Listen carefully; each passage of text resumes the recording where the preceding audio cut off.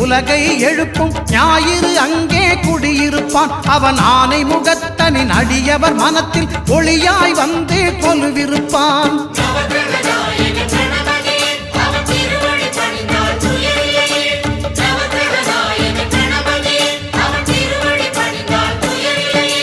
ஒன்பது கோளும் ஒன்றாய் காண அங்கு கற்பகம் என்னும் கடவுளின் மெய்யில்